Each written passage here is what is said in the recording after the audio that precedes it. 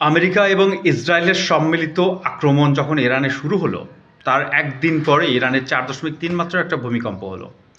এই ভূমিকম্পকে সামরিক বিশেষজ্ঞরা স্বাভাবিক ভূমিকম্প হিসাবে নিতে নারাজ। অর্থাৎ তারা ভাবছে, যেহেতু আয়াতুল্লাহ খামেনি মারা গেছে, তার দেওয়া ফতোয়াও কিন্তু এই মুহূর্তে আর বলবৎ নেই। তার মানে ইরান এই মুহূর্তে হয়তোবা পরমাণু অস্ত্র পরীক্ষা চালিয়েছে। অর্থাৎ এটা একেবারেই স্বাভাবিক। অনেকেই আছে, যেমন পাকিস্তানের মাটির নিচে পরমাণু অস্ত্র পরীক্ষা চালিয়েছে, অনেক দেশই কিন্তু পরমাণু অস্ত্র মাটির নিচে পরীক্ষা চালিয়েছে। সেক্ষেত্রে ইরান যেহেতু আগে থেকে প্রস্তুতি নিয়ে রেখেছিল, আয়াতুল্লাহ খামেনি মরার সাথে সাথে সেক্ষেত্রে কিন্তু তারা সেটা করলেও করতে পারে। এছাড়া এই মুহূর্তে তাদের সার্বভৌমত্ব কিন্তু হুমকির মুখে। আর যখন কোনো দেশের সার্বভৌমত্ব হুমকির মুখে পড়ে, সেক্ষেত্রে তারা যে কোনো ধরনের অস্ত্র পরীক্ষা করবে, এটা স্বাভাবিক ব্যাপার। তার মানে ইরান কি আসলেই পরমাণু পরীক্ষা চালিয়েছে? এটা সময়ই বলে দেবে। কারণ ইরানের হুমকি ধামকি বা যে ব্যাপারগুলো এই মুহূর্তে আসতেছে, সেটা একেবারে উড়িয়ে দেওয়া যাচ্ছে না।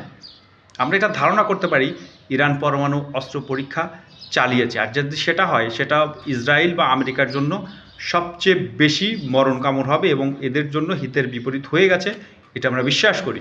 শুভকামনা।